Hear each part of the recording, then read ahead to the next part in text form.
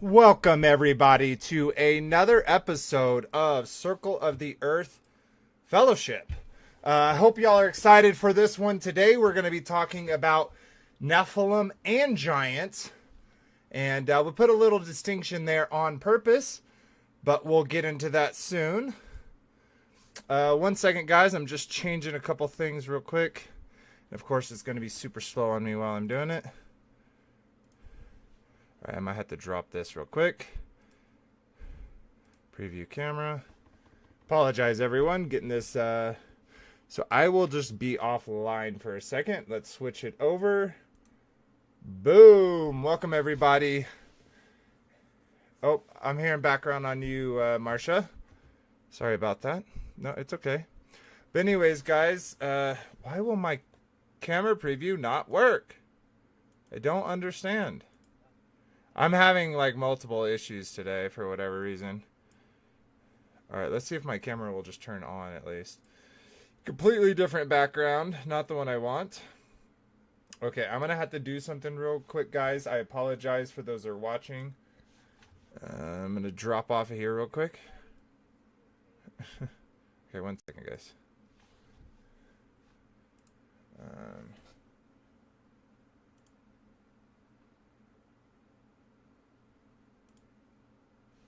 Pop out.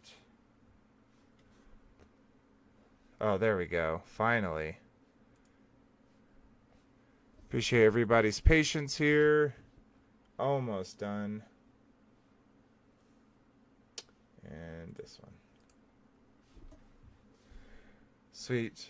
Save. Apply. Turn on camera. There we go. Sweet. Apologize, everybody, for that brief delay. But yeah, so today we are going to be talking about Nephilim and Giants. And like I said, we just split them up for a reason. And we'll talk about that here in a little bit. But I feel like it's a good topic. It definitely goes with giant trees. It kind of makes sense that if you'd have giant trees, you would have giant creatures as well. And as well as people. So, yeah. But before we get into that, like we always do, let's go ahead and say hello to all of those who are on the panel today. And we'll go from there. So we'll start with our sister Marcia. Good to have you back, sister. Hope you're doing well. Good to see you. I am, and I've missed you guys 1 week, and then you weren't on 1 week. So it's been a while. Although I've been glued to Robert's hip today.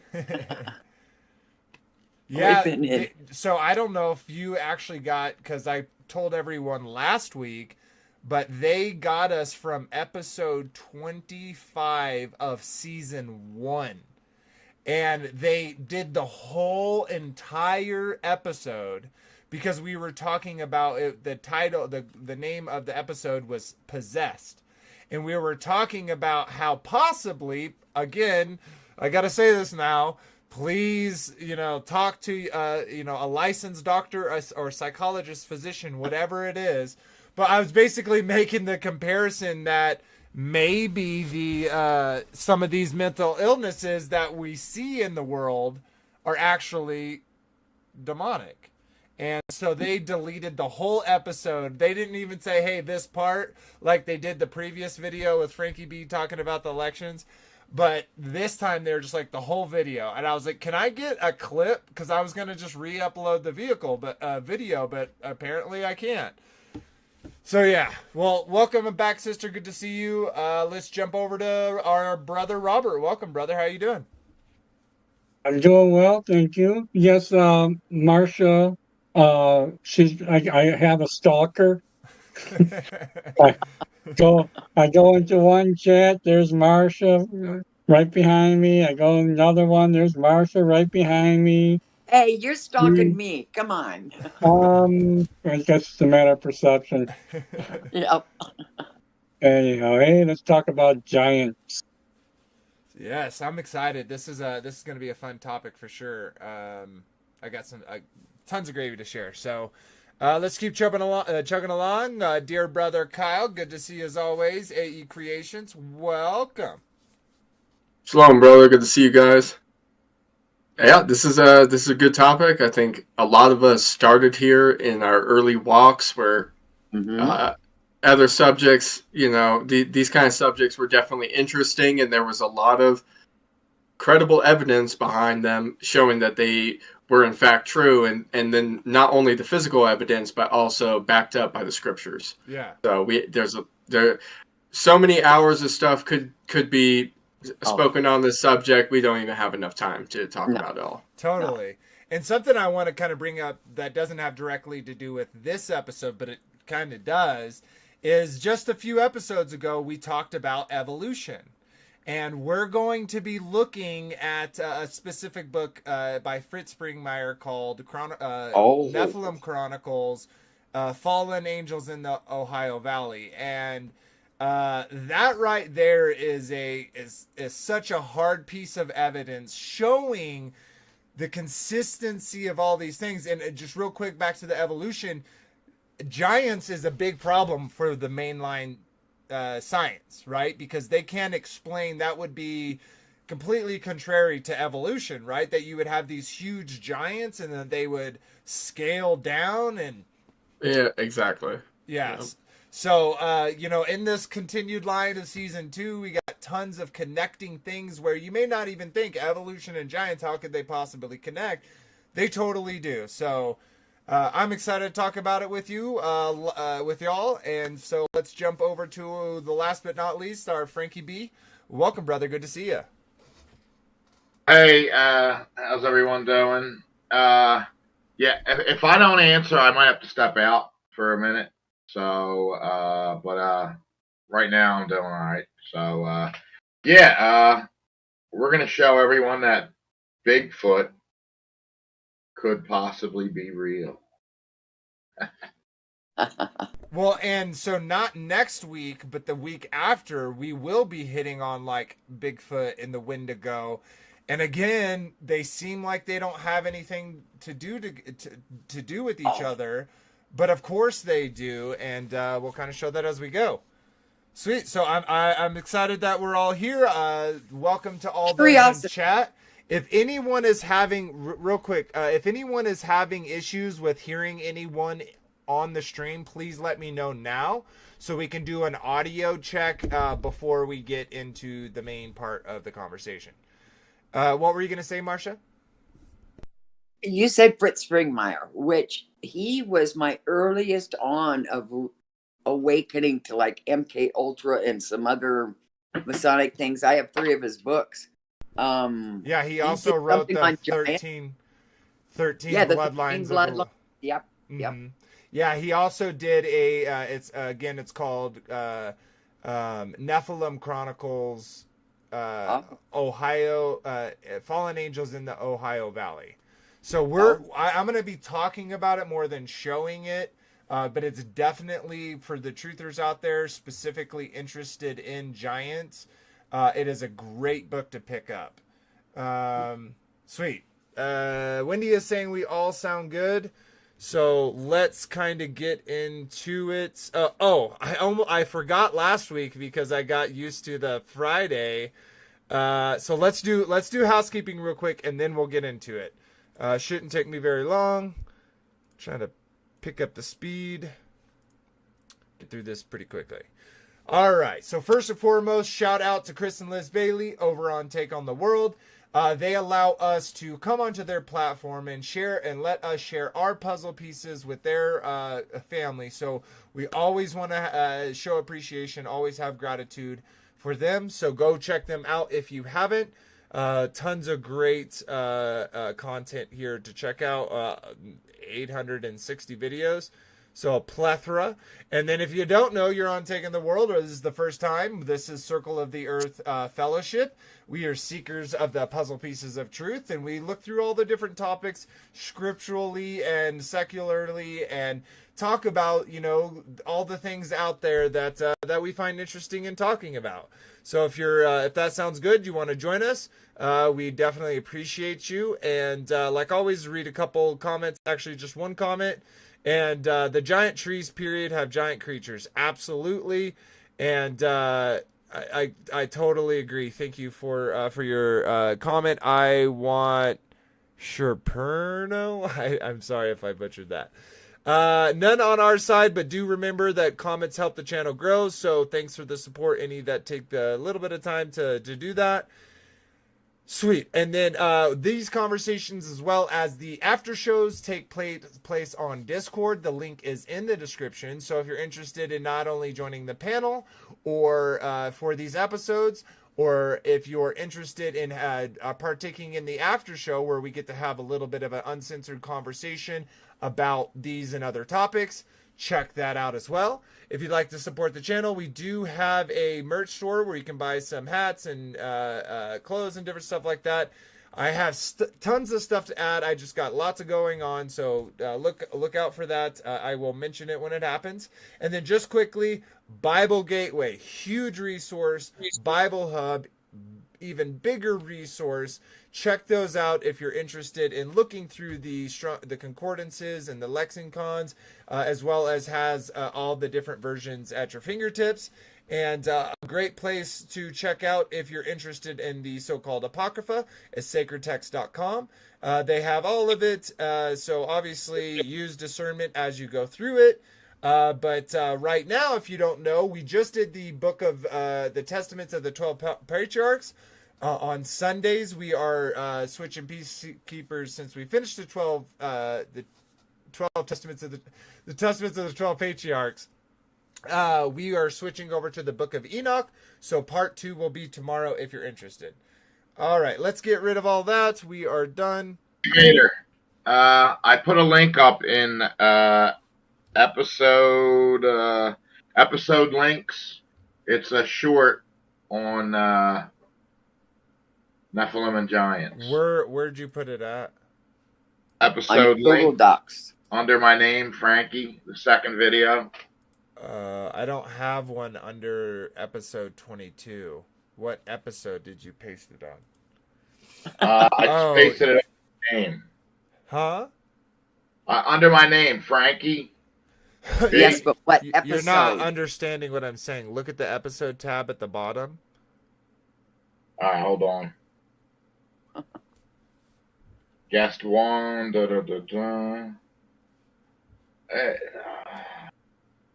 I tried to put it in episode 22. Episode 22. There's no spot to put it at, though. Yeah, there's Yes, tons. there is. All right, I'll link it there then. Hold on. Ah, shoot. Now I gotta redo it again. I'm looking for it. I just don't see. Where's This one. Who knows where he put it? No, Let's no. see. I'll look. Also. Apologize, everyone. We're scouring our Google Docs to find a link. I don't know where he's at. Animalistic and full of pride. It's hard to say. Mm-hmm. I'm on episode 9. I don't see it. Episode 10. Episode 11. All right, it's episode 22. Yes, that's where we're Nephilim at. and Giants. That's where you pasted it? It's not letting me paste. It's only saying copy. Let me see. Well, Let me make sure you're good on this page. You should be. I don't know why you couldn't paste it. Oh, yeah, you're not on here. Why is he not on here? Have you never posted a link and so I don't think just he's now, ever. we're just now realizing? Yep. No, I did. I posted a link at number 3. I put it at number 5. Can you Under my just can you send it to me the Discord? Is that Yeah, possible? put on Discord. Yeah. I'm not seeing you. You may have got out of the Google Docs or something at some point. No, I'm in there. It says episode links. Is that No, the one? you're With... there. You're there. I just can't give you. I can't get like it won't let me. It says you're anonymous, so it won't let me give you. I have a name. It says You know- Frankie. He posted links in Hollywood Rituals. He did. Yeah, I know. I don't know. I did that from my computer. That But you're doesn't probably mean- logged in on one and not logged in on the Wait, other. no, just hold up. I think I figured it out. I think he actually posted it on in predictive programming. Oh, Frankie.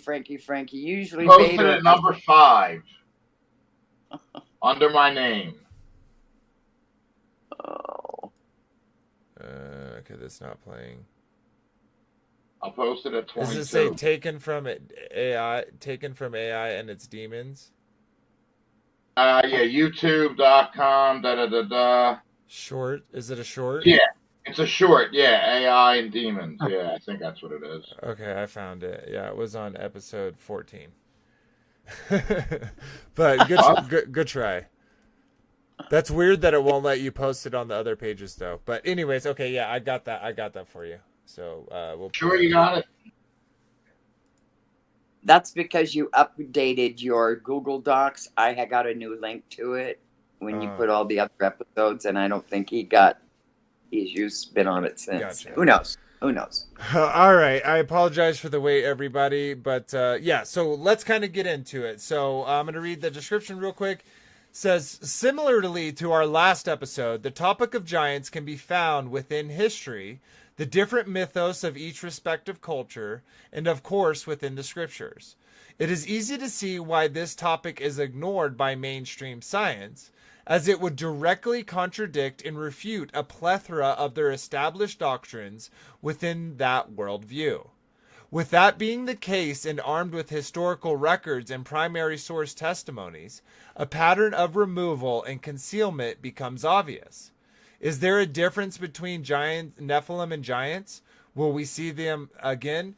Join us as we discuss the topics of Nephilim and Giants and the implications for our future and future generations' lives from the perspective of believers seeking the puzzle pieces of truth.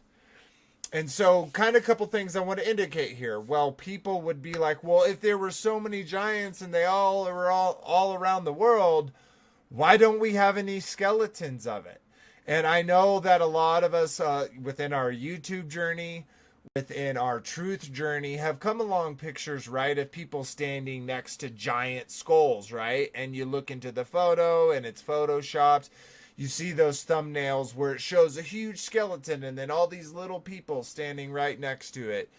And so, of course, like many of these topics, they are, you know, there's COINTEL where they kind of grab it and subvert it and make it look kind of crazy. And so, okay, well, where's our evidence, right? And as we've kind of showed, or as we're going to show, it's all been nicely and quietly hidden away. Tucked away in the Smithsonian Institute. Yeah. And so let's kind of get into it in the beginning. So when we're talking about Nephilim, we are specifically, of course, we're truth seekers, and so we do believe in the scriptures, and we see our first kind of indication of this within Genesis 6. So I'm going to pull that up real quick just so we can read it. I thought I had already pulled it up. I may have closed it down on accident. And, you know, there's, many different denominations, and people will take this scripture and kind of make it mean something else. But we're going to just take it as it says, and let's read it. I'm going to pull it up for everyone. Do you know I never knew anything about Nephilim? I read it in the 6th, but I never knew. Never knew. I didn't. For years. I don't know. Many years. I never knew. All right, so we're reading the King James Version because we think it is the perfect version. No one else can read anything else. I like the literary style. Of course, choose your own read along as you will. But we're going to read here in Genesis 6, and it says, "And it came to pass when man began to multiply on the face of the earth, and daughters were born unto them, that the sons of God saw the daughters of men, that they were fair. And they took them wives of all of which they chose. And the Lord said, My spirit shall not always strive with man, for that he also is flesh. Yet his days shall be 120 years. There were giants in the earth in those days, and also after that, when the sons of God came unto the daughters of men, and they bare children to them. They became mighty men, which were of old, men of renown. And God saw that the wickedness of man was great in the earth, and that every imagination of their thoughts of his of the thoughts of his heart was only evil continually. And it repented the Lord that he had made man on the earth, and it had grieved him at his heart. And the Lord said, I will destroy man whom I have created from the face of the earth, both man and beast, and the creeping thing, and the fowls of the earth, for it repenteth me that I made them. But Noah found grace in the eyes of the Lord. These are the generations of Noah. So I'm going to... I'll keep going. These are the generations of Noah. Noah was a just man and perfect in his generations. And Noah walked with God. And Noah begot 3 sons, Shem, Ham, and Japheth.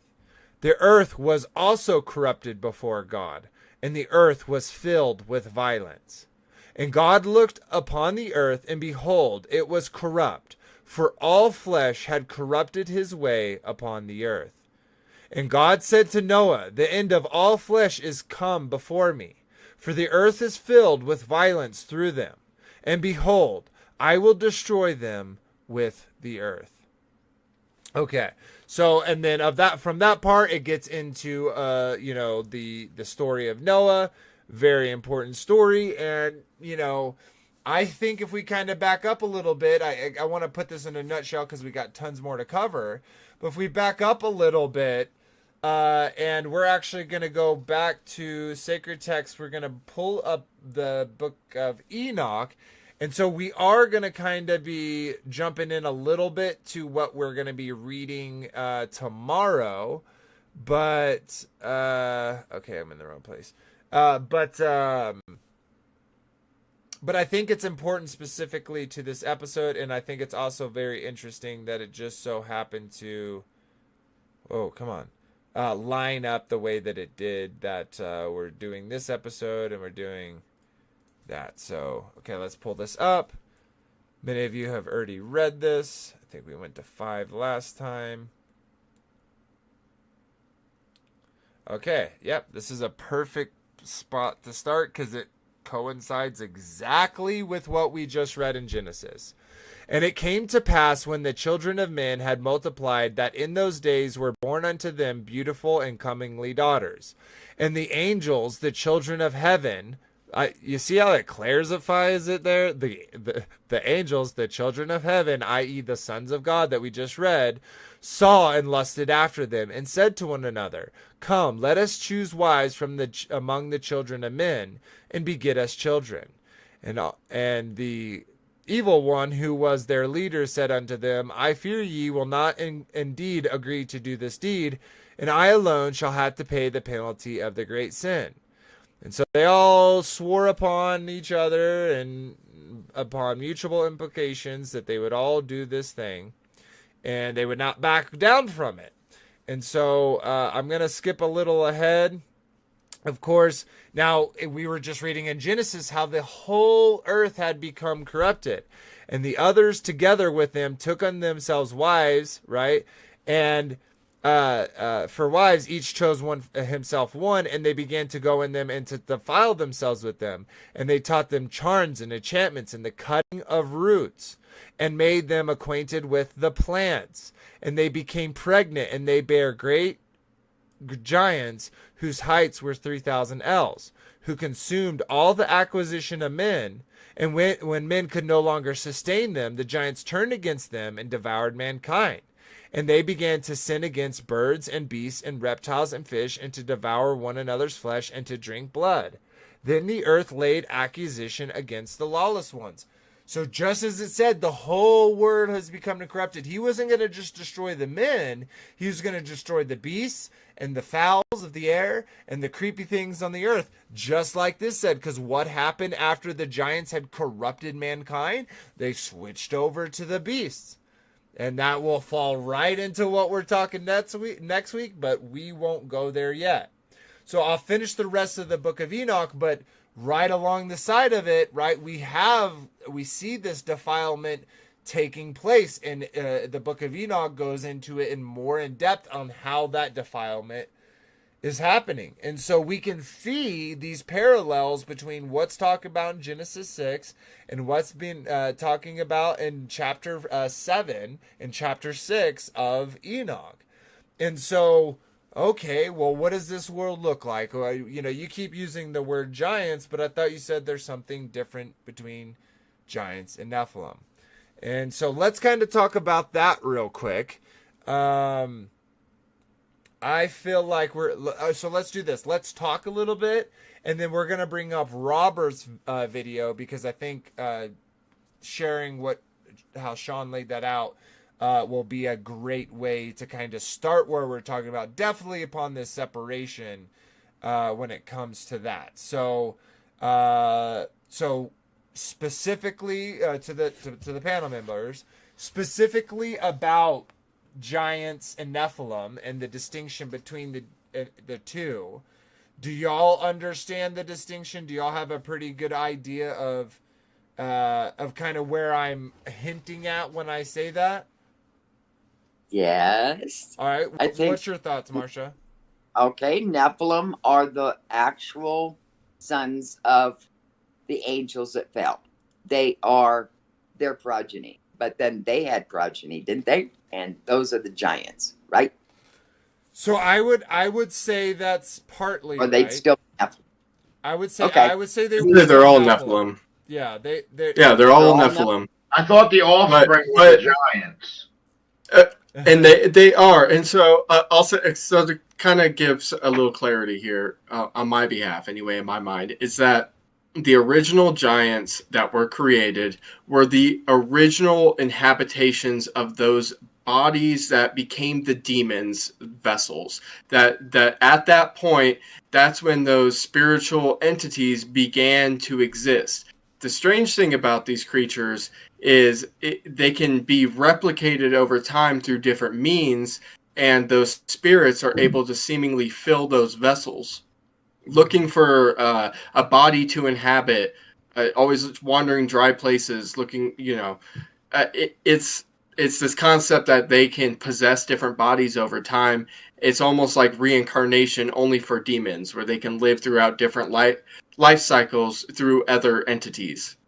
So, well, like Legion, it had many of those. Yes, exactly. Yeah. Right. Okay, now I guess I have something to say about giants. I guess and I think Robert's thing is going to say that is the root cuttings and things like that brought giants after the flood. Is that what we're going with? So very. And not only those means, but what's going on today too. Oh yeah, like gene. Well, yes, they're using currently they're using CRISPR technology and different plant genomes and different sequence of events to bring change. What were you going to say, Robert? I was just saying the differentiation is that the prior to the flood is the fallen angels and the woman, having children. Those are the ones that were like the Nephilim, and those are the ones that had the evil spirits as their soul. Mm-hmm. Whereas when you talk about the we are legion, for we are many, that was someone who was a Disembodied regular person, right, that had was being attacked by many right spirits. Mm-hmm. Yeah, and then spirits that originated where the though? giants after the flood would be not the Nephilim; they would be manipulated giants. Yeah, but the demons were the disembodied Nephilim, right? Totally. I mean, they were. So that's the distinction. So, and I think I don't remember exactly who said it, but when the Nephilim were born, they had evil spirits. Their destiny was to become an unclean spirit. When giants were born, they could have been born a human, but went through processes that changed their body for them to become a Gibberim or a mighty man. Maybe, right? So I won't go as far as Gibberim, but so an example of that is like, give us real world examples. Steroids as an example. Steroids is an outside substance that can be produced through natural means that then can be injected into your body that then increases muscle growth, right? And so we know that there's, lots of disease that can inhibit these things. So are there other things that could bolster these things, like growing tall, like growing muscle? And so, of course, if you look into the real world, right, there's tons of supplements and not so legal supplement or, drugs that can used to increase those type of things within the human genome, right? So what's interesting to me about that is, because let's focus on giants real quick. So giants are all the Nephilim. That's not happening more. Angels aren't coming down and still mating with women, so we're not getting them produced that way. And so we were talking about them being produced via alchemical biological processes where they could use like we read in the book of Enoch, the cutting of roots and them being acquainted with plants, and we'll look at that in just a couple minutes. But the point being is, so I kind of have a question for you guys. Sorry, my ear is like on fire itching. So I have a question for y'all.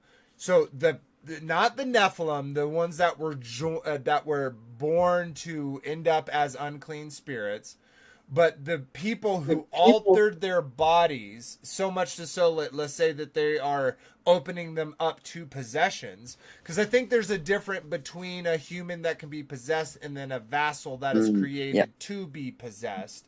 Okay, so do y'all think that with those kind of things lined up, do y'all think that there is a way for a human to do so much to their physical body that it removes or closes or kills them?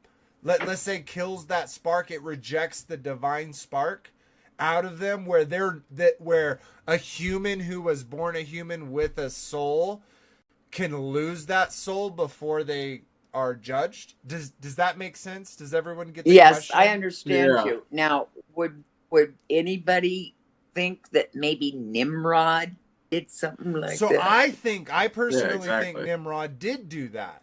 So I think and it's comes possible, back and but tries to do it to everyone else. Yeah. So do y'all think it's possible that it is possible other than Nimrod that people could change themselves to a degree where they can no longer be human? It requires some degree of alchemy that hasn't been introduced yet, because I think it's for a particular time in the future when such an event happens, where people can manipulate themselves to a point where they can actually damn their own souls. The mark of the beast. Yeah, because I wonder about that, right? So, like, just as example, I'm not saying this is real, but let's say they do come out with the technology where they can transfer someone's consciousness from their body to, let's say, a robot, right? And that inside there, for all intents and purposes, is that person. Is their soul dead and their actual spirit is in Sheol, darker light? Or does their soul change into something that is no longer... And the reason why I ask this, because I've always personally speculated that where it talks about those whose names have not been written in the book of life since the foundation of the earth, or since the foundation of the Lamb of God, or I don't remember I know I'm butchering it, but what my point is so we know everyone's name's in the book of life, right? And your name is blotted out if you aren't following the Father. So who are those people whose names have never been in the book of life since the foundation of the earth? That would be the Nephilim. First off, exactly. That would be the fallen angels' children. Exactly. And where did Goliath come from? So Goliath was post-flood. Yeah. And he was a giant. David Yeah. took 5 stones to kill him and his brothers. Where did they come from? Or the Anakim and when the spies went into the promised land and they talked about the giants as tall as cedar trees. Yeah, exactly. It's where where did they come from post-flood? Right. They were given fallen angel technology afterwards to start splicing and making giants. But that is partially found in Scripture where... I'm sorry. No, Zach, go ahead. Go. Okay, I was just going to say it was the grandson of Noah who found the writings of the Watchers, right? Who began this whole process again. It was through his lineage too, I believe it was Nimrod who came along and built the Tower of Babel and turned himself into a Gibberim, a mighty one. Right. So it's all along the same Nimrod. It's like exactly. Boom. Yep. Yeah, he found tablets, right? And he hid him from Noah because... And he didn't want to tell Noah because Noah would be angered. Would exactly. Be angry. Right. Yep. Is that the shame of... what was it? Who was cast out? Is that the shame that they were talking about? Because he had the hidden things when he seen his father naked? No, that was cast out of the camp? No, that's a separate thing. But... So think about that's that. His heart. Shortly after, the same one that was cast out of the camp, though, right? And cursed. It is him. It's his grandson his Canaan. Ham. Okay, so the son. Okay, who is it? Ham had Cush. Cush had Nimrod. Yeah, exactly. So I'm saying, who was the one who saw what they were supposed to see, and then they're covered. Their brother came in and covered. Father. And he said, "Curse be Canaan," and that wasn't the person who had done anything there. That was, yeah, exactly. So that was a lineage to come. And Canaan both got cursed then. Well, I mean, that's not what the Bible says. So I don't know. well, Ham's the one that took the scrolls from and gave them to Nimrod with the technology of the angels, right? So yes, but he's also the one who saw the nakedness of his father. So what we're saying is the same person. Right. But that's what I'm asking. Ham had Cush. Cush had Nimrod. Cush is, if you also look in history, Cush used to be known as having this huge library, a center of progression in technology and science. So interestingly enough, and so think about that. So boom, you got Ham, Cush, Nimrod. And think about what Nimrod was doing. Think about the technology he found, right? And so where did it come back from? Well, even after they separated, right, from the 70, I like saying 70, so the 70 tribes separate at the Tower of Babel.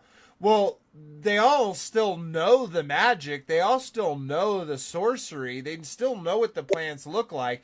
They just have different words for them, right? And so that's why I think it's so important that we look at all the different cultures around the world.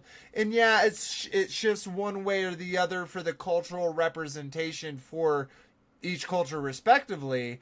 But you see these stories over and over and over. The mythos of the god, the mythos of giants, and then next to the mythos of mythological creatures. And so to me it's there's so much information. But okay, sorry, I'm kind of getting off track. So back to the kind of question is, do y'all see that technology reemerging where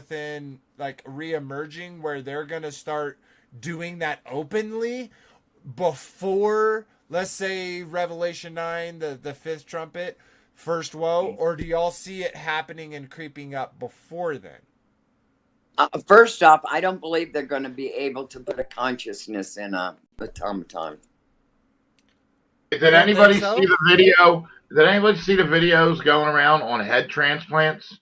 No. Yes. With the mechanical the robotic operation. Oh, yeah, they take the head of a older person. They would take Marsha's head and put it on a young woman's body, and then her consciousness would, because the head can live for 700 years. Oh yay! So you could live for 700 years. Like the Borg queen, queen being switched into the. Who's the younger? Head and who's the younger person? Body. How about And that? who's the young man? Who's the young man and woman? It'd Yeah. be Kyle. It'd be you, Kyle. Yeah. Well, hey, Yeah, who my We're cares? gonna take about the girl Marsha's stuff? head and put it on your body. Or you know what? Oh, I'll my take God. my head and put it on your body. How about that? Because you got a nice strong body, and I'll be a young man again. How about like Mars attacks and put her head on a dog? No, too much. Marsha Barbie. Marsha. Okay. Vader, you're muted. Can't Oh, hear you, Vader. baby. Sweet, thank you. We Sweet. All blocked right, you. so we're going to switch over. This is episode 3 from Investigating Babylon series. This is a very long video. We're not going to play the whole video. We're going to play a section of it. But he really nails down like he says, the science of the giants and where that after technology comes from. Not what we just read in Genesis 6 and Enoch 6, but what happened post-flood, post-diluvial. So let's go ahead and bring that up for everyone. And if you haven't checked out the series, definitely do. It is a great series and so much gravy in it. Shout out to Sean from Kingdom in Context. Go check him out not only on YouTube, but also on Lighthouse, his new social platform. Definitely check it out. Okay, let's make this big. I'm going to skip a little in the head because we're not going to do all the stuff. But okay, let me drop my video. Okay, let's see. I think that's a good place to start. See in the scriptures themselves. So let's dig in, guys. Let us dig in. Let's look at some pre-flood giants. Enoch chapter 7, verses 1 through 6. Okay, so we already read that. Let's skip ahead a little bit to where the science stuff part is. Okay, so he's talking about the pre-flood giants. We kind of already talked about that. This is more scripture. I want to get where he gets to the science part of it. Okay, here we go. There we go. I want to get all of this. Okay. To mankind during that time, specifically So, and we talked about that too, the cutting of the roots and and made them acquainted also with to their plants. giant sons. I'm gonna pause I'm gonna stop talking, and we're gonna watch this for a couple minutes. So let's pull this up for everyone. Big. Oh. All right, here we go.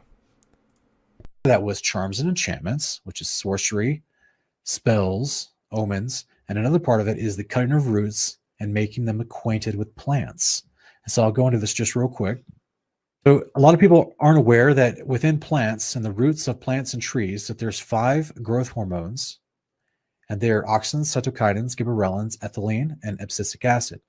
And these particular growth hormones, they determine how tall the plant sprouts before it starts budding leaves, how big the leaves are, how big the stems are that produce the leaves, how deep the roots grow, how thick the actual stem is.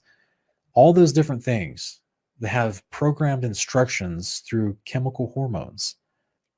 Anyone that understands genetics, you're very familiar with this already. If you're not, I'm giving you a very, very small crash course in the idea of how genetics works. And it's through, your RNA and DNA, but also it's implemented through your chemical receptors of growth hormones. So this is where, right off the bat, the angels are genetically manipulating their offspring. This is why, we'll go back to the verse real quick. This is why it says they taught them charms and enchantments, and then the cutting of roots and made them acquainted with plants. And the next sentence says, and they, that's the women, became pregnant and bare great giants. They had great kids as giants. This is why it's being told to you in that order. It's telling you what they're doing. We just have to know what the definitions of the words are that's being used in that passage in Enoch chapter 7. This is the biology behind the idea of what cutting roots means. And it's a manipulation of growth hormones. Gibberellins is one of the second most important growth hormones. It's named after a fungus, but it causes the rice plants to grow abnormally tall and in Japan. It can be synthesized in portions of stems and roots, which means it can be manufactured in a lab. And there's more than 60 types of gibberellins that they've discovered and played with. And a lot of people don't realize this, but gibberellins used to be one of the main ingredients of Miracle Grow, the stuff you put on your plants and in your garden to help things grow. That's literally what you were putting on your plants was gibberellins. Now, over time, they've taken some of these 60 various types, and they have very long scientific words that they put on the packaging label.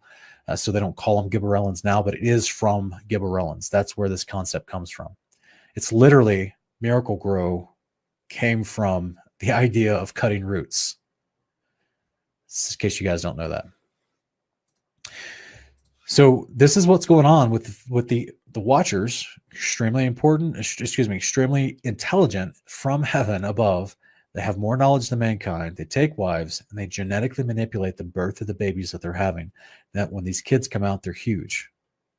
We just went into Jubilees chapter 10 that tells us what happened to those kids, right? As we already read that. But now let's jump to the post-flood giants. We're going to look at Egypt, Greece, and Babylon, just like we did in part 2. And we're going to see evidence from their recorded history that we still haven't through archaeology and anthropology. We can see that they all had records of giants.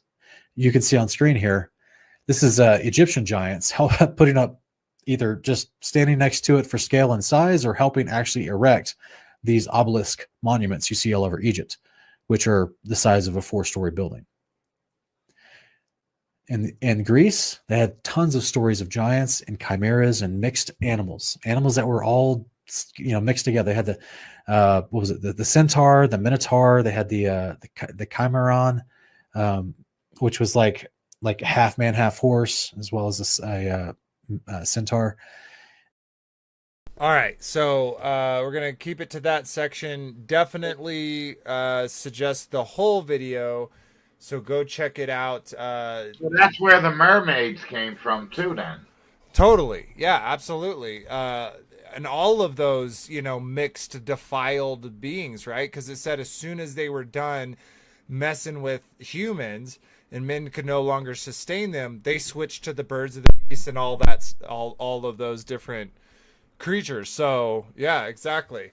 But one thing I wanted to kind of put a spark in my mind is listen to what this is called. I'm gonna go back real quickly. Play it again. Animals that were all wait, let me go back from their recorded history that we still. Let me go back a little more. To mankind, they take wives and they genetically manipulate the birth of the babies that they're having. That when these kids come out, they're huge. Okay, this word right here, gibberellums. What does that sound like? Doesn't that totally sound like gibberim? Absolutely. Gibberim. You mean when Nimrod, right, when he became a gibberim, he became a mighty man. Gibberellins, gibberim. I thought that was interesting. Go ahead. So everything he's talking about is post-flood. Correct. Oh, no. Because he's also saying that so not only were the Nephilim half human, half angel, but they also were genetically mutated. Like they were also given these growth hormones. So it was both. Oh, so it wasn't just the angel and the human blood mixing that made giants. It was also they added hormone growth to the woman. Yeah, I don't know if it was like if they did like growth, right? Yeah, I don't know if it was prenatal or postnatal or what, but yeah, they definitely were using that technology that they had taught the women, that they just taught man, I should say. Sweet. So yeah. Again, go check out the Investigating Babylon series. Great video if you haven't. Great series if you haven't checked it out. Sweet. Okay, let me drop this. I will bring us back up. Sweet. So yeah, I think that we're kind of, like I said, we're kind of seeing this technology slowly, right? Like they're not. It's almost like before it was just spoiled for us, but now, like through science and probably unclean spirits as well, the technology is coming out, because like I don't know, me personally, I don't know the history, so I'm kind of shooting from the hip here. But like, is steroids? Is that like super? Has steroids been around for years and thousands of years, where people have been injecting themselves with hormones to grow bigger? Like our specific modern day steroids, I don't think they've been around as long, and so that's what I'm saying is like there is a progression, and now we see it where they're talking, we're getting into, and I don't necessarily think this is bad, right? But they're talking about all of these herbs, right? All of these, essential minerals and all that jazz, for oils and blah blah essential blah. oils and stuff like that. Is that us? Like, so, okay, so God gave us these things for us to use and stuff like that. I wonder where that line is, right? He gave us so there's growth hormones in those roots of those trees. Did he give us them therefore so we can use them for growth hormones? And so I don't know. There's a really interesting line there. I think there's a splice. Oh, go Didn't ahead. it say in Genesis 6 or whatever the splicing or the cutting of roots? Mm-hmm. Right. So there was. Yeah, and exactly that. It's a process rather than what Right. God originally, I guess, intended them for, as they provide to the body how they're taken, Right. rather than this alchemical sort of witchcraft mixture that they do with things, which is to say, with like steroids. I mean, sure, they haven't always existed. I mean, maybe to some degree, maybe they have, but where did they come from? Who thought you could take, parts of a animal's body system and inject Right. it into your own system to make it work? I have to say, there's nothing new under the sun. I would suspect that these things are well known and throughout the the occult mystery schools, to Right. say the least. Right. Well, that's Yeah. where all your superheroes come from. Spider-Man, he got bit by a spider that was, and then he became part spider, part man, and then remember Rhino Man in the comic books, not the movie because it was a contraption, but in the comic books he was supposed to be a real guy or something. Yeah, like a real, yeah. Part Rhino, part man. Mm. Okay, so I'm gonna put this with this. Okay, so let's pull this up. So this is sorry, this is giving me problems. Okay.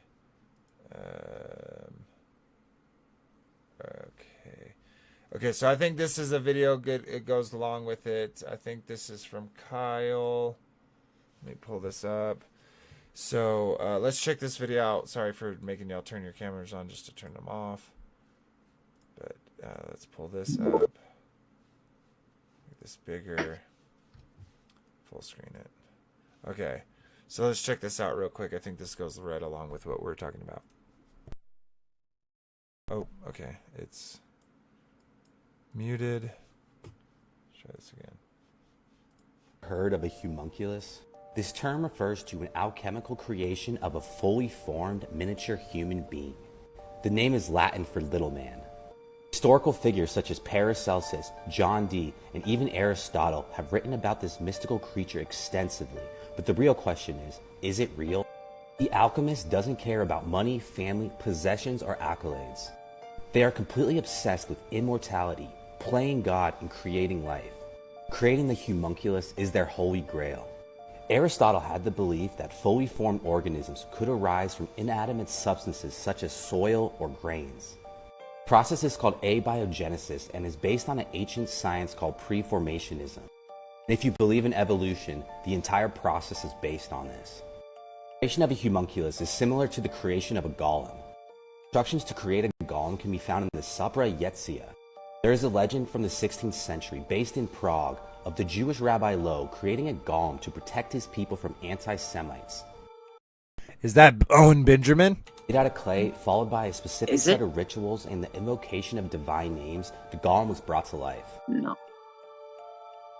The golem was immensely strong, could turn invisible, and had emet, which means truth, written on his forehead. Adam is created from dust and is technically a golem. Paracelsus describes the process of creating a homunculus in his book De Notera Rerum. The process involves placing human sperm in a glass vial and sealing it with an alchemical seal. It's then buried in horse manure and left for 40 days. Afterwards, a small humanoid would begin to form. The homunculus would continue to grow over time and eventually would be able to speak. Paracelsus believed it could be used for healing, divination, and controlling the weather. All this shit sounds crazy, but what are we doing today? Weak words. Fake word. Yeah, unfortunately. Yeah, it's there though. It's in the world. So the whole homunculus, I think it kind of goes in together, right? Because there is a desire of men. Here, let me go ahead and switch this up. And this again. There is a desire of men, like that gentleman was just describing, where they seek immortality. They want to be gods. They want the exact same thing that their father wants, which is to usurp God's power and to become their own gods. And we see this through those type of things, right? And one of the other alchemical holy grails is also obviously the Philosopher's Stone, which would not only grant immortal life, but would also give you untold wealth, right? Because you could turn stuff like lead into gold. So, but where I think that really shows a representation is right. There's all of this. You saw the video. The guy was like, oh, there's, all of these manuscripts, these books that tell the process of how to do this thing. And Yep. So in the same way that information has been passed down, same with the cutting of the roots, same of the being acquainted with the plants. They were made known of these things and their purposes. Now, one thing I want to go back real quick and say, because it says after that, and we'll read that tomorrow in Peace Seekers, but it literally says, for these are all things that men were striving to learn, right? So left alone, eventually, as we explored the world and we multiplied and did so, we would have figured these things out. We would have come to these truths. And I wonder how we would have used those as opposed to how they used those. But regardless of that point, the main point I'm saying is these are things that are a part of creation, whether they're used for good or for evil. That's on the intent of the person or being using it. So, but again, real quickly, just to sum it up, is this type of desire to make a body, to make a creature, has been in man's desire for a very, very long time. And the technology and information to do so has also been available for a long, long amount of time. So the proverbial fountain of youth, something to always wanting us to live forever. Yeah. Yeah, I put that video in bulletin board if you want to put it up. If you oh, okay. Let me find it. Yeah, it's in bulletin board. Should be the last entry.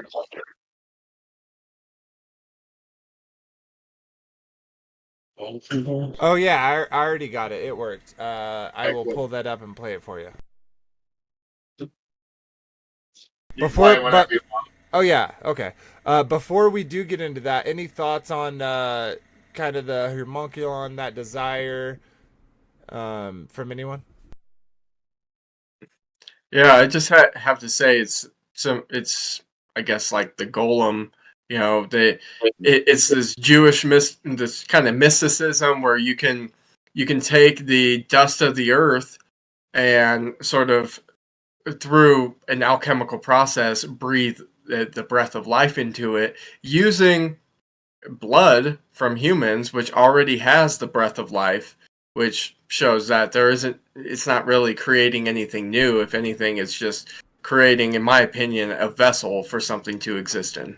You know what a real homunculus would be is if they could take the 27 required amino acids and proteins, put them all in a Make a petri living dish, cell, shock it full of electricity, and then boom, right? And it's funny enough, right? We were talking about evolution and how Giants contradicts it, right? And how he specifically is like, oh, this whole process of just taking these random things and mixing them together and creating life, that's also where evolution comes from, by the way. Yeah, exactly. It's funny how it all circles back together. Yeah, absolutely. Sweet. Okay, let's keep chugging. I'm going to pull up some more stuff for us to watch. So drop that. Okay, here's another one from the Kyle. I believe this is from Kyle, right? That last one was from you, right, Kyle? Yeah. Okay. I just put them in stacks so I don't have to always look at that page. Yeah, this is from me. Okay, sweet. All right, let's pull this up, unmute it, and drop your camera, Kyle, and we will get into it. Oh, yeah, thank you. This is Tom Horn, isn't it? It is Tom Horn. You know, real quick, I want to say, because we also have some, what is that, R.L. Marzulli, anyways. L.A. Marzulli. Yeah. I used to, and Steve Quayle, I used to really love that group, and they still have lots of gravy, but I do not understand why they stick to, like, they're truth seekers, so why couldn't you see the truth in the the deception in the heliocentric model? Like, it always blew my mind why they were so attached to it. I think why they did it was money. And they Sponsors. would lose so many subscribers. They just swept it away.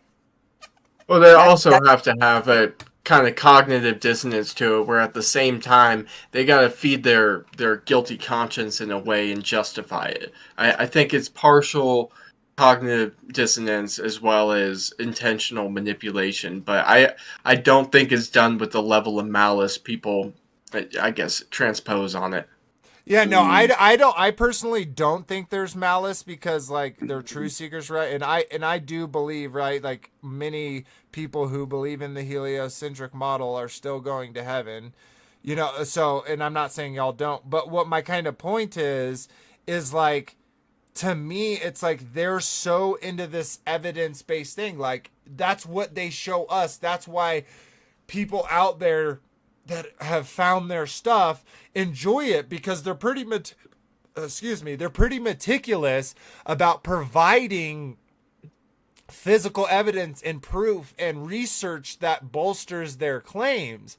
And so if they took even a percentage of that and humbled themselves and really looked at that at the heliocentric model in the same way, it would have to fall apart. So like what Marcia says, where it comes to, hey, we can't say that because of sponsors, or there's all of these, Yeah, they don't want to go through what Rob Skiba went through. I mean, yeah, he was a part of it, right? He was part of it. And then he had to rebuild his whole brand.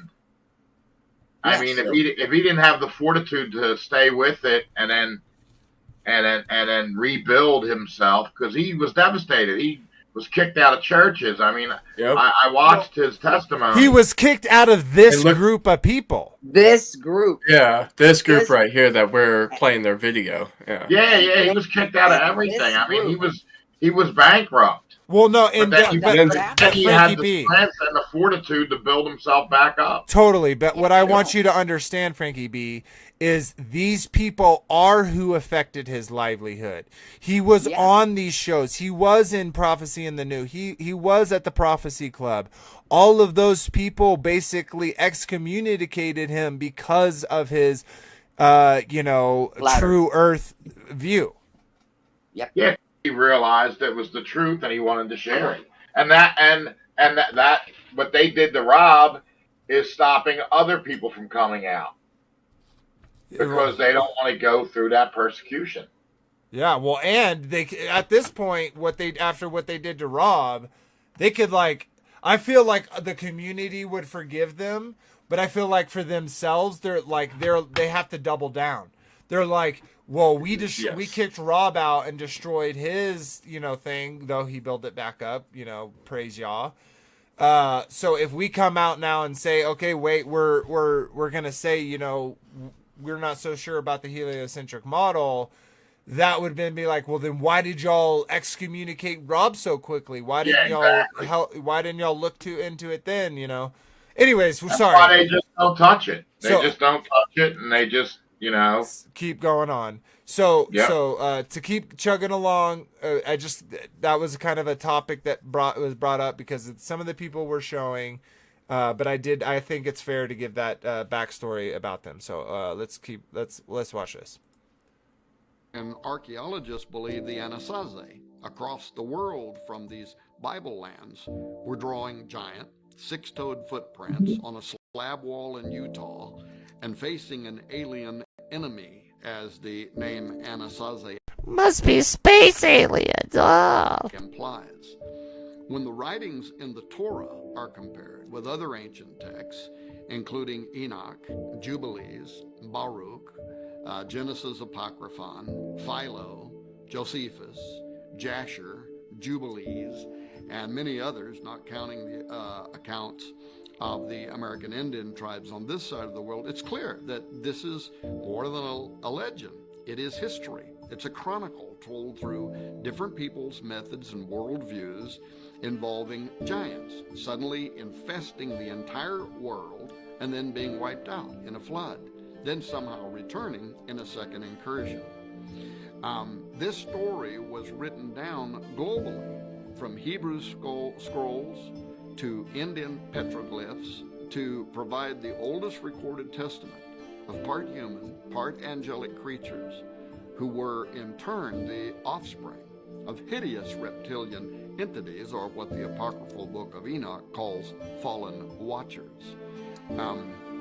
Similar to the paintings by ancient Anasazi, in documents found in Cave 4 among the Dead Sea Scrolls, there's a watcher named Melchiresha, who is described in the form of a terrifying reptilian whose looks were frightening, like those of a viper. And he was extremely dark, and his face is like that of an adder, the text says. Is Melchiresha, or his fallen cohort, the same as those halo-bearing reptiles that led the Anasazi to destruction? There's reason to believe they were, and after much comparison, I propose, I didn't mean to be as reasonably justified, a translation of the traditional Indian creation stories, together with the Anasazi's petroglyphs, as very telling. In the beginning, the great creator made everything. Then powerful reptilians came down from heaven through portals. The spiral, halo, and reptilian symbols that we found in the petroglyphs. They came to deceive the world, as Dr. Don Mose told us, and the world fell into darkness. This is also hinted in one of the meanings of the word Anasazi, which can literally be translated, according to the experts that we discussed this with, as an alien enemy. Portals, represented in ancient spiral symbolism besides giant six-toed footprints and horned humanoid figures, opened at this time, and alien gods or monsters and giants came through them. Some of these giants had 6 fingers and 6 toes, just as described in the Old Testament. Then the Creator destroyed the monsters and giants in a great flood. And yet the giants and reptilian deceivers returned, though not in the same numbers as had been before the flood. They turned the people, Dr. Mose told us, to sorcery, to cannibalism, and human sacrifice, as did the plumed serpents of the Mesoamerican Maya and Aztec. Of course, one has to wonder what happened to the remains of the giants in America, and whether the Smithsonian Institution actually participated in a cover-up in early American archaeological digs. In fact, Vince Deloria, a Native American author and a professor of law, sounded very suspicious that this conspiracy theory might be true when he wrote, quote, "Modern-day archaeology and anthropology have nearly sealed the door on our imaginations, broadly interpreting the North American past as devoid of anything unusual in the way of great cultures characterized by a people of unusual demeanor, or giants," end quote. We're being dug up all across the United States. I have so many of those, in fact, it can be a book all by itself. And these articles lend support to the legends of when the vicious giants were worldwide. While David was fighting them on one side of the world, it appears the Anasazi may have been building cliff dwellings in America to avoid them too. And their petroglyphs harmonize with that story. But the Anasazi evidence is not alone. Locations around the world that seem to... Anyways, again, that is David Horn? Jim Horn? Vader, did you ever see the video of the cannibalistic giants in America? No, but you could send it to me. I don't have it. I seen it years ago. Yeah, they're supposedly there were cannibalistic giants living here in America, and there's a lot of tales. Yeah, complete tribes were wiped out. They found thousands of skulls, like in temples and stuff. Yeah. Yeah, well, there were entire tribes known for hunting giants too, and cornering them and exterminating them because they were cannibals. And they killed their tribes. Gulliver's Travel is based on some kind of story like that. So random thing real quick, since we're on TikTok. I started a CEF TikTok and put my videos up. Most of them actually got banned, but I appealed them, and it looks like the harp one they restored it. So that's kind of cool. That they haven't got very much views, but it's pretty interesting that yeah, anyways. Sweet. Okay. So I think we could jump to the Nephilim Chronicles. I think that would be the best, but let's lay off of that just for a little bit. And let's play some of these my video will lead into that. You better play the doggone video. Okay, yeah, I'll play your part. No, I think it'll lead into that though. It talks about Nephilim being clowns and giants. Go ahead, play it, whatever. Them being what? Clowns. Oh no, clowns are taken from Nephilim spirits. Gotcha. Let's play some of these other ones before we get to that. Go ahead. And then, all right. Okay, this one, hybrid creatures. That's more for next one. Okay, this is more like current. So let's play this after. Okay, so something that I want to bring up real quick, because remember how we were just talking about dinosaurs, right? And how we were like, yeah, me particularly, I don't believe in dinosaurs as they've been described, as they have been visualized. But do I believe that giant creatures existed? Yes, and we'll talk about that. And let's say, do I think natural giant creatures existed? I do. Because there's some creatures, like, for instance, crocodiles, turtles, etc., that they just keep growing unless they starve or are dehydrated, etc. They very well... They pretty much can live forever, and they'll keep growing and keep growing if the resources are available to do so. And so, but what's interesting is Tom Horn kept bringing up, I know we're going to stop talking, but I'm going to stop sharing real quick. What was I just saying? I just lost it. It was on the tip of something about turtles growing and but okay, Tom Horn was talking specifically about these creatures from the Anasazi's perspective being reptiles, right? These vicious looking reptiles, scary and stuff. And so I've always imagined that there were 200 of them, right? Of the Watchers that came down. Do you think they Right. all did the same thing? Like, I think where all the different quote unquote alien species come from, some of those to me are vassals, just like created vassals for unclean spirits. But I think some of them are bloodlines that of Nephilim that have kind of like, or not necessarily like.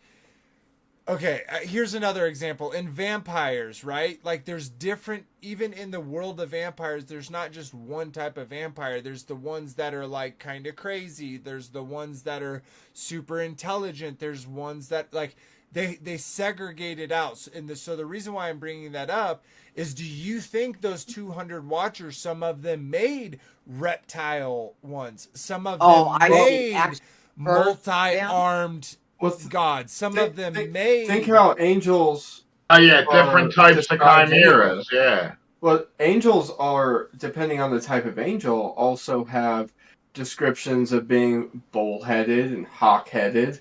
Have animalistic character traits. I guess I would suspect that not all of the Watcher angels were the same type of class of angel, and potentially their offspring may just be as strange as they are to us.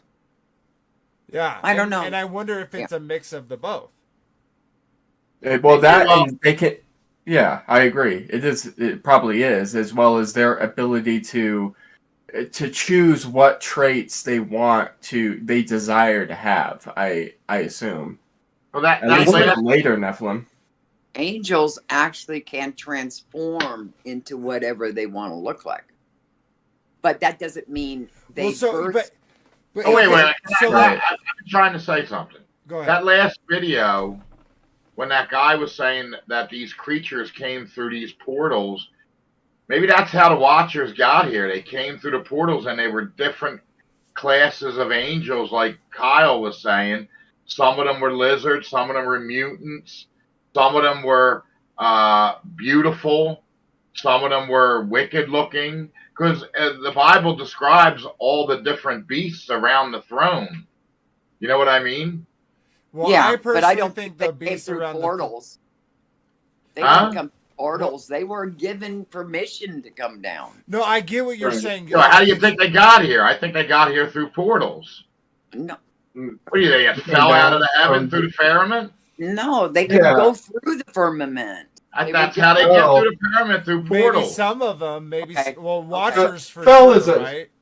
Yeah, fell is a stretch because they got wings, but you know they went down from up, definitely.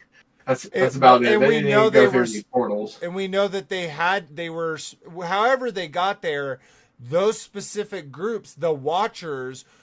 We see that interaction between Enoch and the Father, where he basically when he's giving judgment, he says it should have been the angels interceding for man, not man interceding for the angels. So we know that there was a coming and going that was part of their responsibility to watch over the humans and to take care of them, and foster them. They were corrupted probably by the evil one, right? The evil one probably like put that little thing in his ear, right?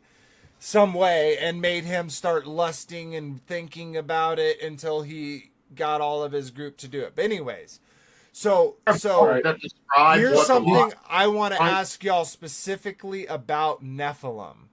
So with Nephilim, right? Because we can all sit here and speculate and guess what was special about them. Did they actually have flesh like we have? Or was it something completely different? Was it like, just real quick, think about this.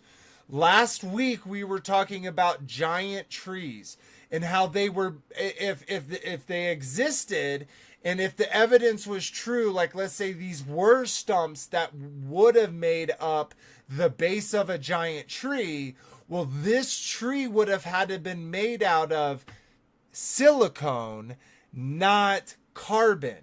Now, we are carbon-based beings.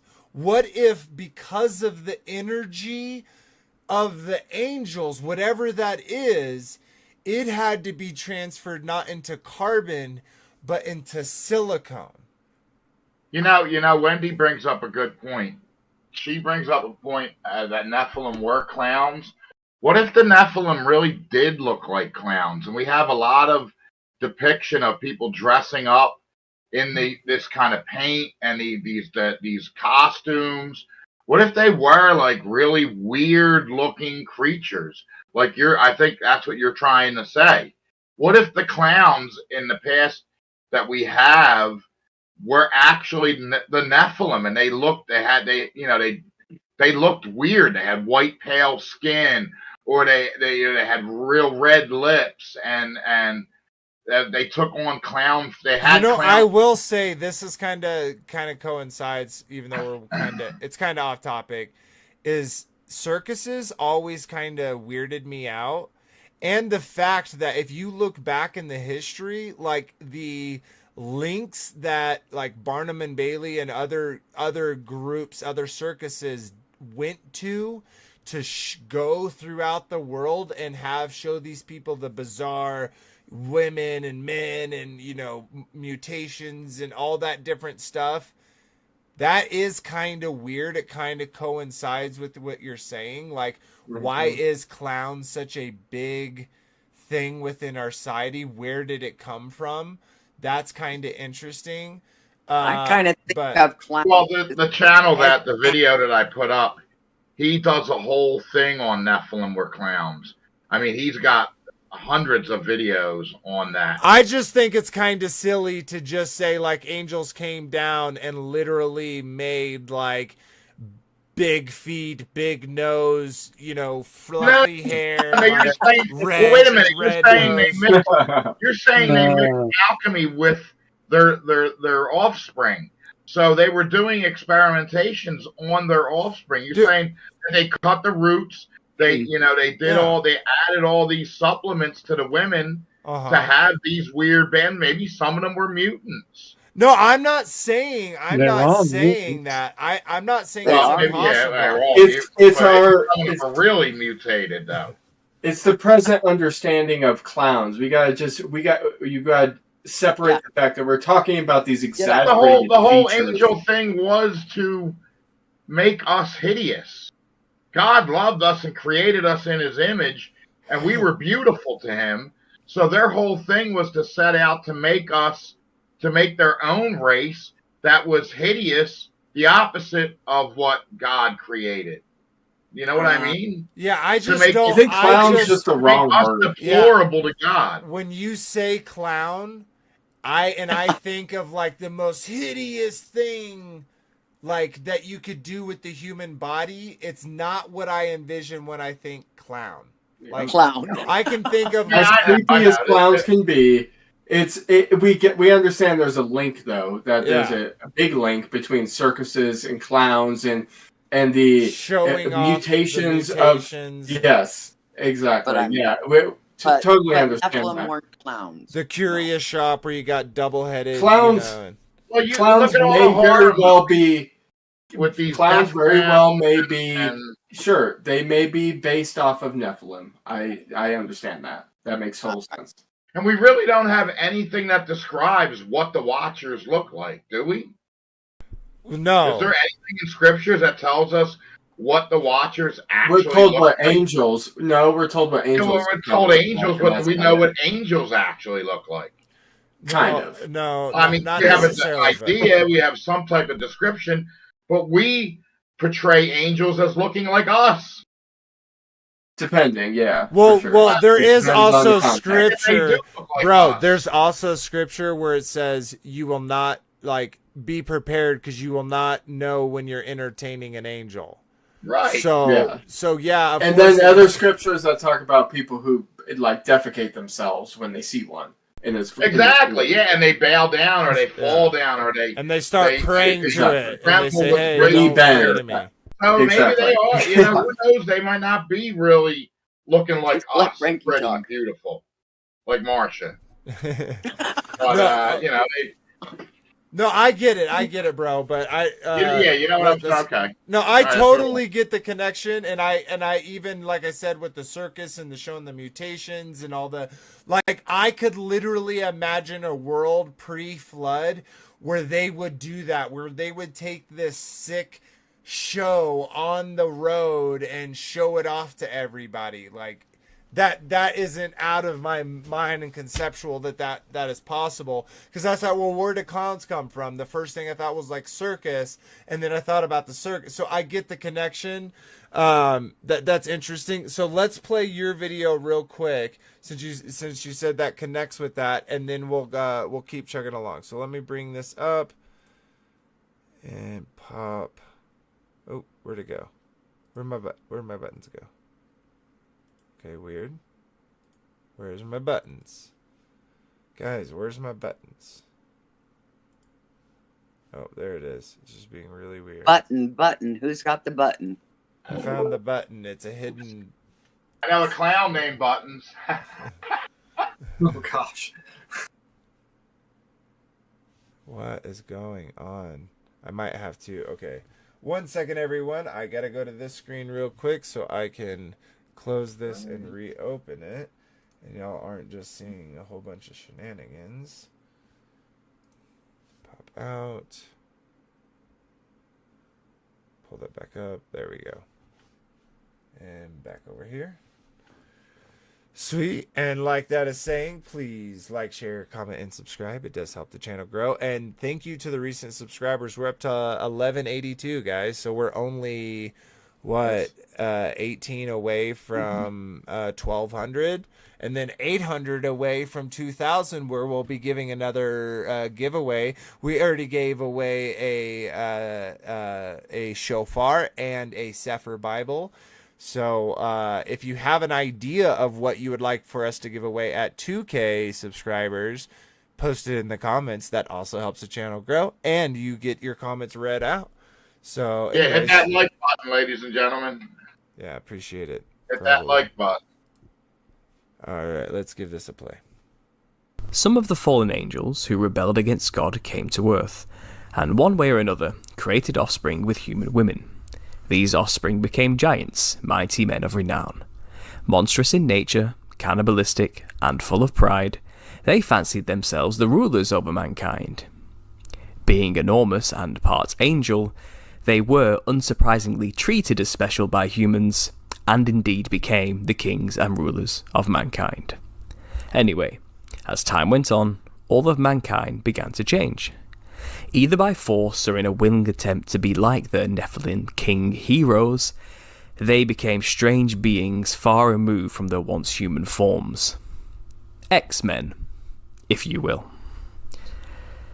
While this went on, at the same time, the fallen angels who created these Nephilim kings were seen as the numerous heavenly gods of the earth. These are known today as the Some of the fallen angels who rebelled against God came to... Okay, he was about to say pantheons. I think that was pretty logical. Okay, that's going right here. Okay, let's watch this L.A. Marzulli. Yeah, that was it. That was it. All right. Yeah. Okay, let's pull this up. Big screen. I think that's experts from his book. He's got a book out, Nephilim or Clowns. Nephilim are Clowns. Yeah. All right, yeah, check that out. There is a hidden history that's been deliberately obfuscated from the peoples of the world, and that's why I am on the trail of the Nephilim. The Genesis 6 narrative states that the Nephilim are on the earth in those days and also afterwards. If that's true, can we find evidence that corroborates this? I'm L.A. Marzulli. Join me as we go on the trail of the Nephilim.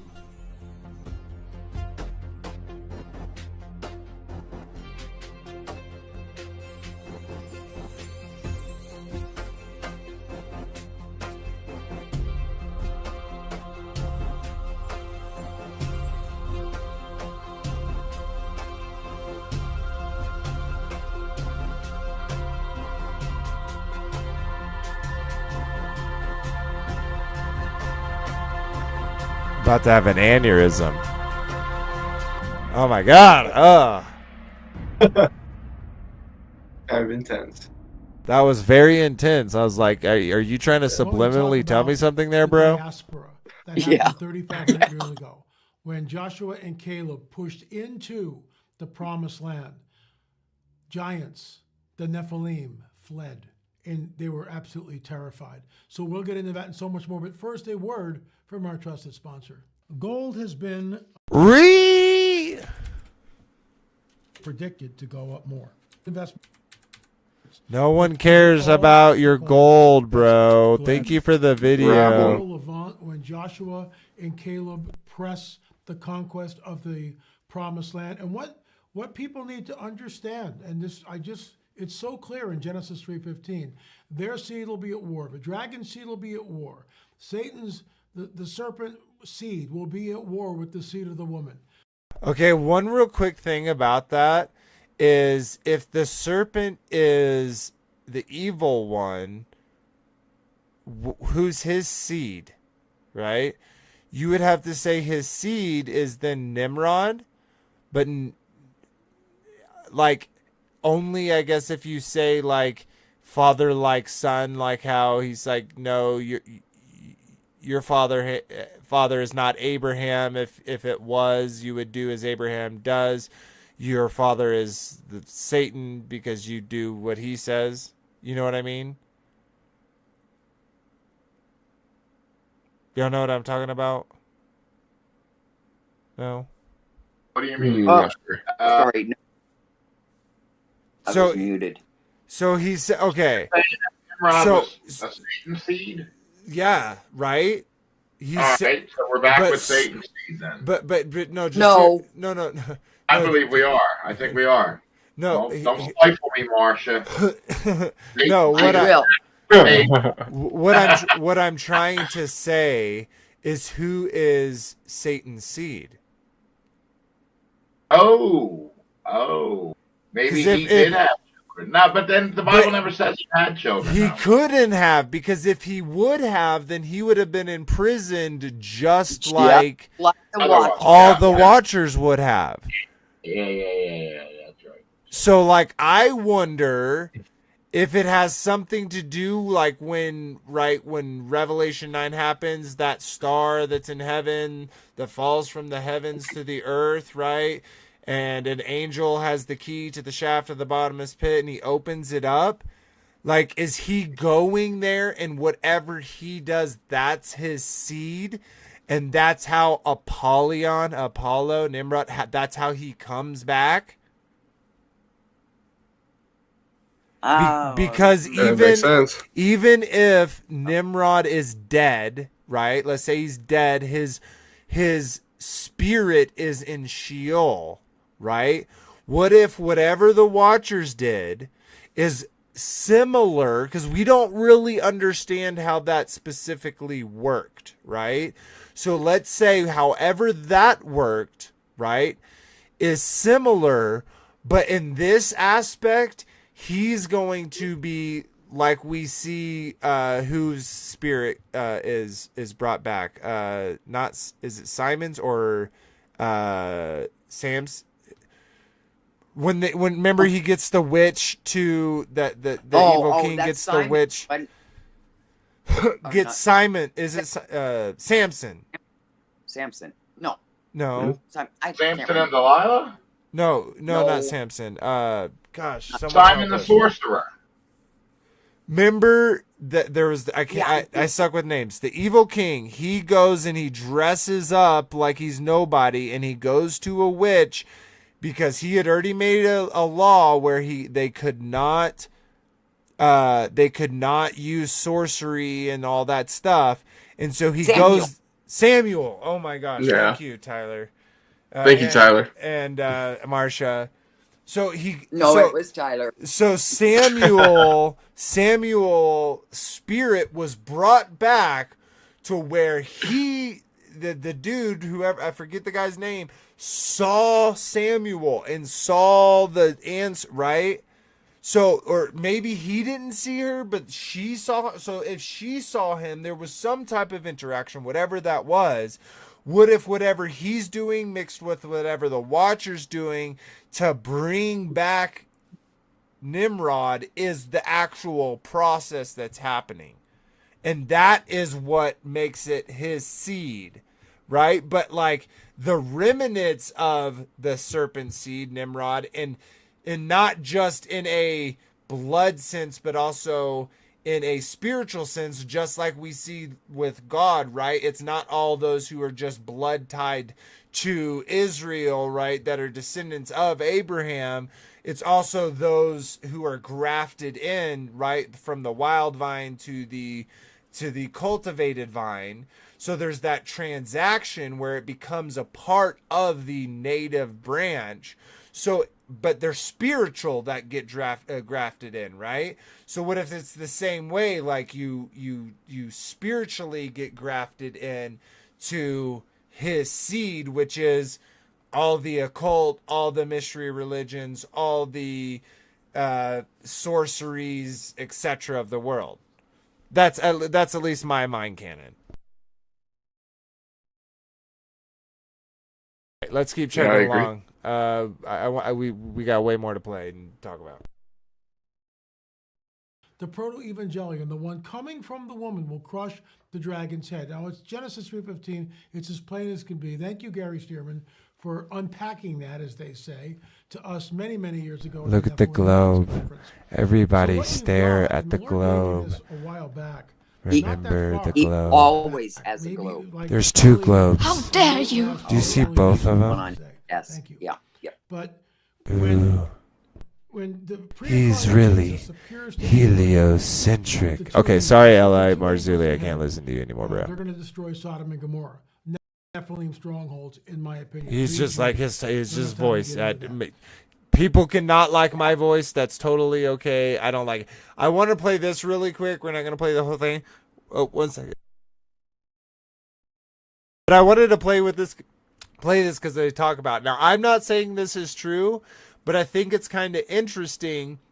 And also what I was saying is we don't know what these beings were made out of physically. Were they carbon?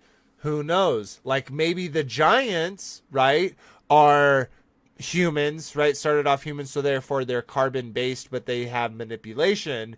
Whereas the Nephilim, maybe they were silicone based, and that's why the giant trees were silicone based, and maybe that's why we don't find their bones per se, and their remnants is because that they just turned into stone. Well, let's see this. If you needed further proof that we live on the remains of a much larger past.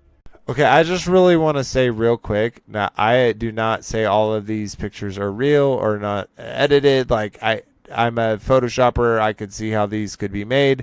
So I will say that, but the cheesy music I can't stand. So I kind of want to make fun of this guy for choosing it. And that geology, there's nothing more. And the way that he's talking. Let's take a look at where a trendy and popular ingredient you might have in your cabinet came from. Himalayan salt. Himalayan red salt. Tell me what these caves That's what the human body is made of. You tell me. Let's take a look at some of that salt taken out of these mines and collected into a pile.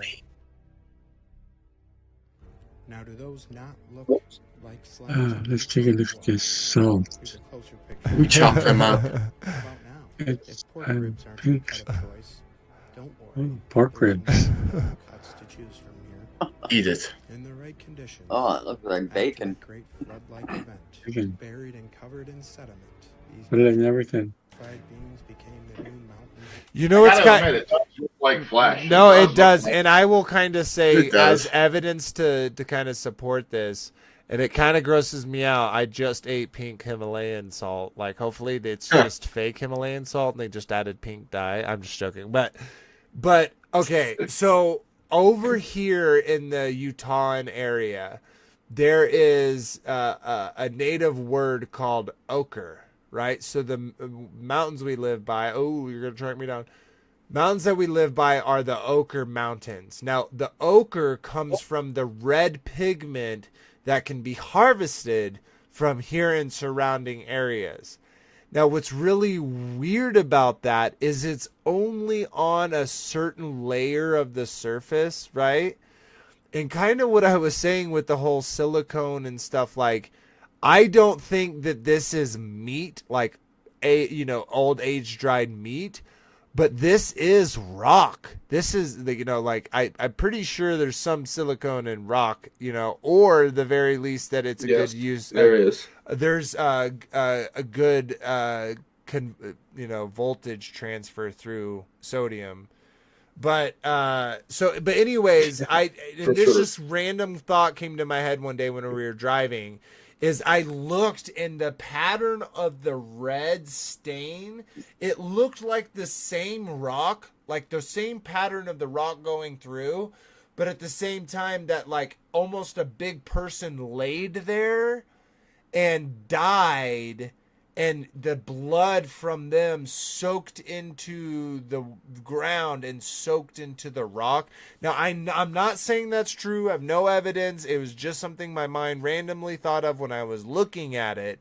But it kind of, like, I can see it. It kind of makes some sense of what they're saying. I don't know really, though, if it is. So I'm going to keep eating my pink Himalayan salt. Of course we don't know. But maybe I'll transfer to... This whole show is all about stuff we don't know. Yeah. That's the fun of it. I don't know. Yeah. I agree with Marcia. But still, even I have to say there, when you talk about a giant Nephilim, that its muscle or whatever it is should turn into salt. If that's what happens, then where's the Himalayan pink salt in, Russia, China, the rest of Africa, in the United States? I mean, where's the mountains of it? I think... Yeah, there would have to be a lot more. Too far. Yeah. And I agree. And I think called Russian pink salt. Well, but you're saying so all the salt everywhere is all just the Nephilim? God didn't provide salt on the world in pockets within the material of the earth, knowing that it was a essential nutrients that we need to sustain life. I'm not saying that some of them might be. Maybe it is. It's interesting, like the connection with the silicone and the salt, and so who knows? Of course, who knows? So that's specifically about the Nephilim. It's interesting. Now, I want to bring this up real quick before we get into this. And the fact that we made a distinction between Nephilim and giants, but if you look up the word Nephilim, it can be translated as giants, right? So that seems like a discrepancy. What I would say to that is, yeah, that word is used in a lot of times, interchangeably, but and it's even used here, but to me, this should actually say the Giant Chronicles, fallen angels, remnants or something. But Fritz Zimmerman wrote, I said Springmeyer. Fritz Zimmerman wrote this. It's so good. You got to check it out. But okay, there's a little, I don't get to show all the stuff. I have the book, but weird account things will not let me use it. But I really wanted to show the panel, and I'm going to have to figure it out so I can show y'all at some point. I should have looked into it before, my bad. But real quick, so what this is basically about is this isn't just the Ohio Valley, but there's a lot of stories for it.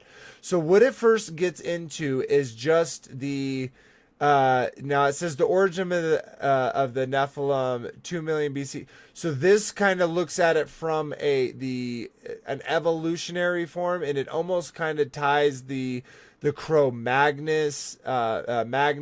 to the what are those, Neanderthals, and like that separation. So it doesn't really focus on it from a point of the Bible per se, but obviously these topics are from the Bible. It's more of a scientific thing. It does talk the sons of God and the Nephilim.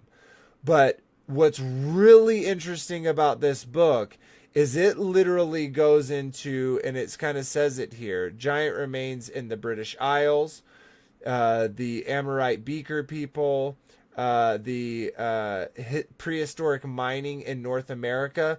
They found, so I'm just quickly in this book, they found these huge instruments. They found these huge mines. Now, these are, again, single or primary source documents that he's sharing here. These are people giving their eyewitness testimony on things they discovered and found, right? Now, those things may not be there anymore, but at the time of them finding it, this was a published thing that was taken seriously, not something that was lost and hidden away in the annals of time. So anyway, so it talks about the North America megaliths, all those, right? We see those also in Central America. Where did the North American ones go? I wonder. Okay, here, 1 second. Where is it? I kind of skipped over it. The migration of the Hopewell Saxons, it talks about that too. But also within this is over and over and over. It's not going to actually show this. I don't think it's going to. Yeah, it's going to all be hidden from there. He does quote it, but real quickly, this book goes into the fact that while farmers and people that were migrating west from the original 13 colonies, as they pushed forwards, they set up towns and they set farms, and people, started growing in farms. Well, all within the early 1800s, 1700s, there was a plethora, specifically with the Smithsonian Institute, where these farmers within the Ohio Valley, they called them the mound builders. And they said, these were the Native Americans. Now, this talks about how the Native Americans said, no, this had nothing to do with us. We had we didn't build these. These were here way long before us. And as over time, these mounds were excavated, they literally found giant human remains. There are stories of 6'4", 260-pound men putting these skulls that they found that have double rows of teeth on their heads, and that the head cavity is so big that it hits their shoulders. The jawline hits their shoulders before it bottoms out on the top of their head. Where they're finding, again, in those mines, these huge instruments, these huge weapons and tool heads that make no sense with the size of modern men. And the fact that these places in North America would have been explored many, many years ago. And so it literally makes no sense. Oh, salt clowns. Oh my God, that's so good. And so the whole chat is going nuts on salt. And so hashtag salt clowns.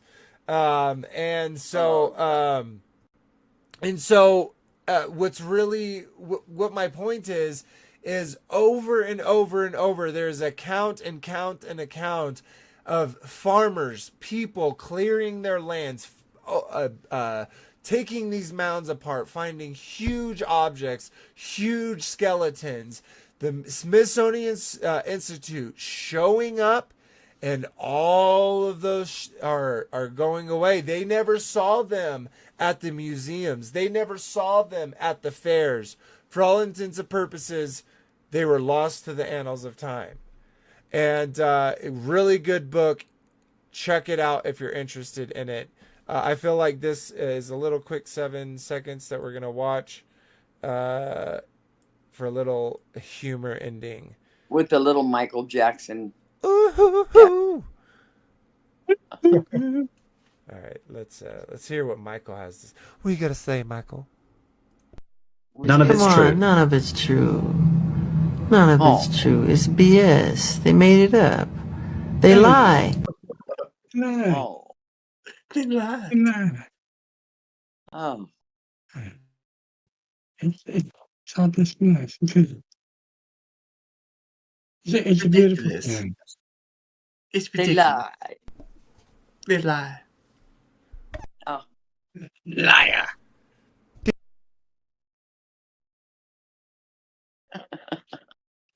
I'm sorry, but the whole chat was blowing up with clown Oh, salt. gosh. So it was. Well, yeah, well, as Kyle said, just take it in and it's a grain of salt. Just take it with a grain of salt. Yeah. I mean, by the end of the night, it's going to lose its saltiness. So, but with a giant grain of salt. Okay. Yeah, giant grain of salt. Take it with a giant grain of salt. Giant grain of salt. That skeleton's got some moves.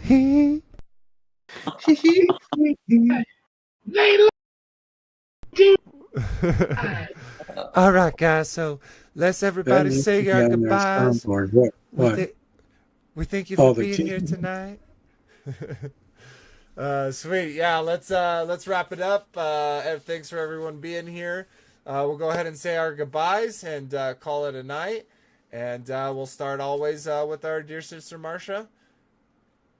Good night, all. This was kind of, it was good. It was funny. It was a little of everything, but I enjoyed it. Yeah, it really was a little bit of everything. I feel like we got some gravy out there. We still got to laugh about it. We got some extreme ideas. We got some, we salted that gravy with a giant grain of salt, of clown salt, you know. So, yeah.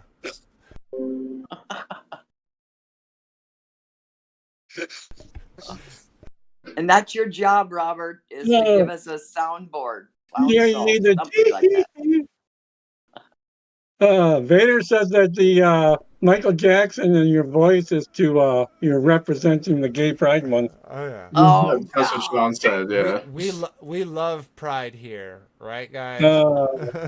We love the pride that we get from a hard day's work. We get the pride of coming together and having conversations, even though we disagree about things. And we have the pride knowing that above all, that Abba loved us first, and he showed us through his son. And his son said he will share his throne with us as his father shared his throne with him. And that's something to be proud of. So thank you, Savior. Thank you, Father, for providing that for us, salvation. But anyways, without any more jokes, thank you, Sister Marcia, for being here. We'll jump over to you, Marcia. Robert, what's your throws? Marcia, Robert. Wow. What are your throws? All day long has been Marcia Robert. So I know, right? Such a good tie-in. The sync is unreal. Is it really over? This is a good one. This has been a good one. Yeah, literally 2 hours fly when you have fun. Maybe I can make some comments into the video. So yeah, okay, great. Have a good night, everybody. Yep, absolutely. Shalom. Thanks for being here. Jump over to Kyle. Hope you enjoyed it as well, brother. Always glad to have you. What's your closing thoughts? Yeah, thanks for having me on. Thanks for everyone for tuning in. I think it's a really important topic. For a long time, people probably thought it was mystical and fantasy and fairy tale because these creatures kind of seem to go into the shadows for a while. But I think there will be a time in the future that they are going to start popping back up. So I think it's important to know the book of Enoch. It's important to know our scriptures and be ready to be prepared when these things come upon the earth, so we're not taken in fear and, our heart, fails for fear of what falls upon us. Yeah, absolutely. And even more so with Enoch, right? Right in the beginning, he's like, hey, bro, this information is not for y'all right now. It's for a distant, remote generation, right? Why would then he go on to let everyone know in that distant, generation, hey, they did all of these things. This is what they were basically doing. This was the outcome of it. Hey, by the way, this is for a distant generation. You know what I mean? Like he didn't give us all that gravy and tell us it was for a distant generation if it was something that just happened in the past and we never have to worry about. So I think that's such a absolutely great point. And yeah, it is important. It's something we have to look out for. But you know, I like to, you know, like Scripture likes to say, greater is He who is in us than who is in the world. So thanks again, brother. It's funny though. I was 5'10", considered a very tall woman. Giant. And yeah, and red hair and salty. Only 5 fingers. But now I'm shrinking. What are you now? 5'5"? I'm 5'7". All right. Nice. Well, all right. So last but not least, we got Frankie B, brother. If you'd like to give us your closing thoughts. There's no faith. There's no fear in faith. So just stay in faith, hope, and love, and continue to dig deep. Yeah, these shows are fun. They've been going by fast too, man. This one did. Yeah, we're just laid on out gravy. Just, you know, we don't know anything, but you know, it's all speculation. Yeah, we're making a living off of speculating. A living? Mm-hmm. We're paying the system to make a whole bunch of videos, bro. We ain't making a living off of where's that money, Frankie? Sorry, I haven't seen that. I don't want Grappler Tube's money anyway. So yeah, exactly. You know what I mean. I know. Yeah, Kyle, you look like you're in Gotham City over there, man. I love that background. Yeah, it's crazy behind me, man. There's a lot of stuff going on here. You from that far, you can actually see the curve. He's in the purple. You can see the curve. Yeah. You see the curve, guys. Right there. Yeah, you can see it. Yeah. All right, Shabbat Shalom, everyone. Dig deep. The truth is out there. There's a lot of good stuff, a lot of good channels out there talking about some really good stuff. I see Wendy in a lot of them. So just keep on seeking and dig deep. Dig deep. Absolutely. All right, guys. It was absolutely a fun episode. These have all been really great. I think next week will be just the same. So if you're interested in getting updates and stuff like that, hit the subscribe button. 1182, and we're keep growing. So thank you to all the new subscribers and to all the new subscribers. It really does, help the channel grow, and we appreciate all the new puzzle pieces that we get to add to the pile. But yeah, until next time, guys, remember that Abba love you first. Good night, everybody. Good night. Shalom. Good night, y'all. Shalom. Good night. Shalom. Say bye, Rob. Yeah. I'm Batman. Yeah.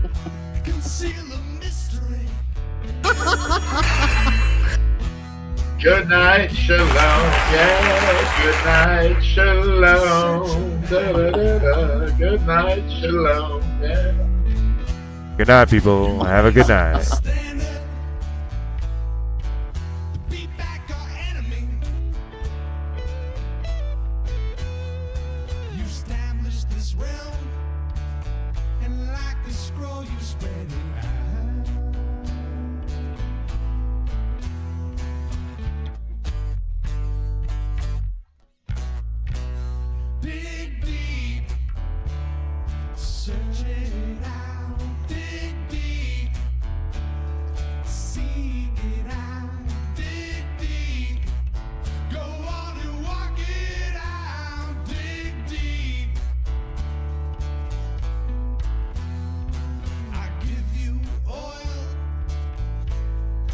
Fill up your cup. I give you enough